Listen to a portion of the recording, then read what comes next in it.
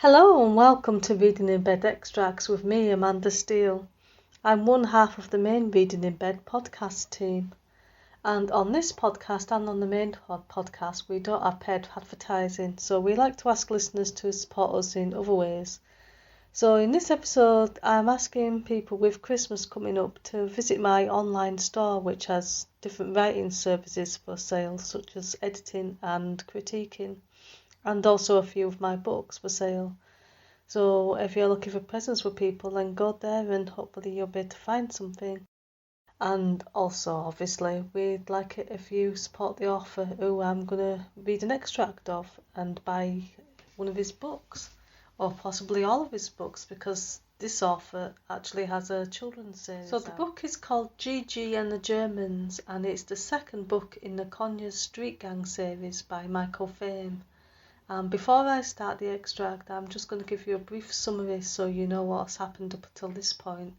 So the character GeeGee, along with her older sister Betty and younger brother Alec, had been in an earlier scene building a snowman in the grounds of a grand house with 3 local children that they've befriended, when suddenly the nasty butler of the house, a man called Knox, fired a shotgun and scared them all off. So it's only much later when they're in bed and they've calmed down, and they realise that GeeGee's left her scarf on the snowman, and because it was a present she wants to get it back.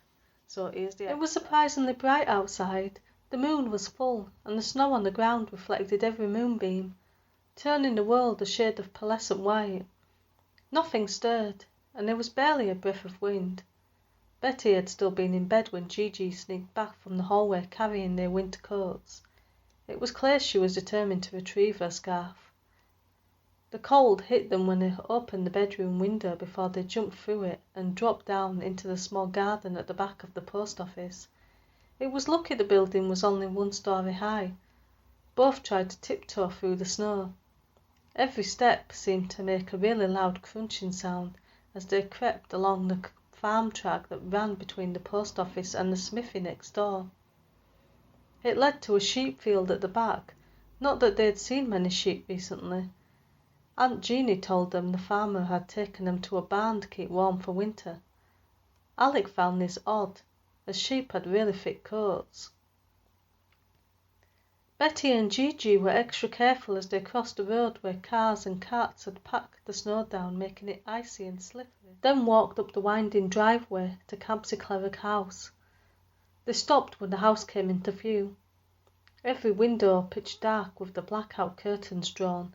His back to the girls, the snowman stood proudly in front of the study window, ready to scare whoever opened the curtains later that morning. It didn't seem quite so funny now, but at least the scarf was still there. "You run and get it," Betty said. "I'll keep watch." GeeGee gritted her teeth, then sprinted straight from the snowman. She figured if she ran as fast as she could, and she knew that was really fast, if anyone saw her, she would be back amongst the trees and out of sight before they would have had a chance to do anything.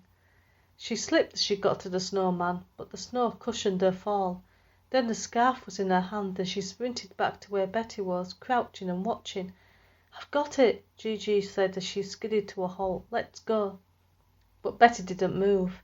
She was looking up at the roof of Campsie Glen's house.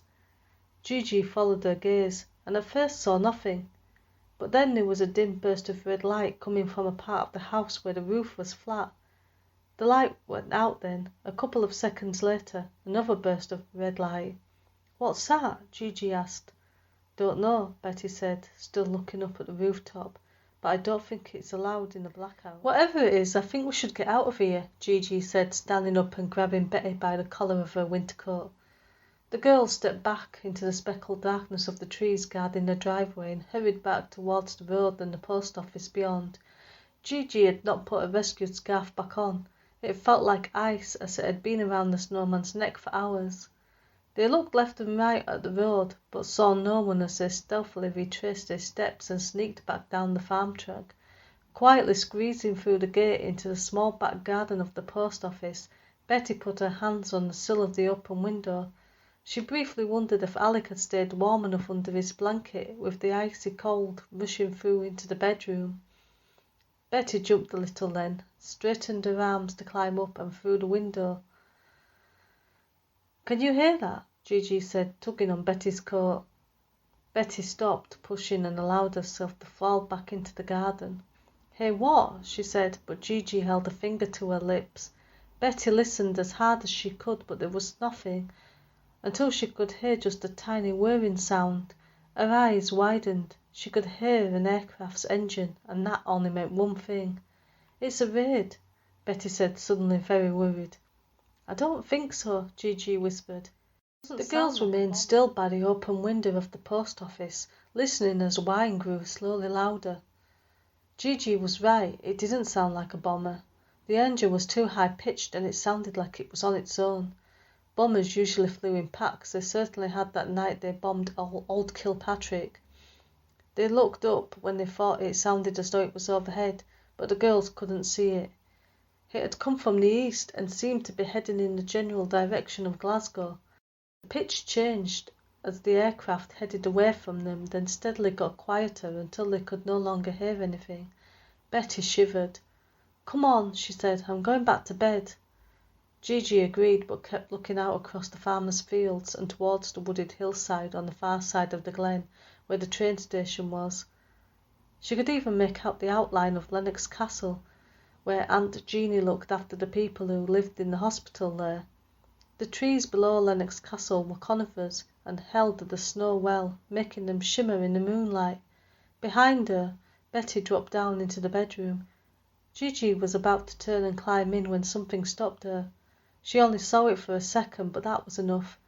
Against the mirror-white wood, a dark shadow passed and was lost, but GeeGee knew what she had seen. A parachute had flitted silently down between the snow-laden trees and disappeared. Snow began to fall. And that's the extract. So if you like the sound of the book, you can buy that on Amazon, and I'll post the links in the write-up, and I'll also post the link for the YouTube channel for Michael Thame, because he's got a YouTube channel where he reads out extracts of his books in schools. So that's it for this week, and tune in next time, and I think we're having a Christmas theme. So tune in for that. Thanks for listening. Bye for now.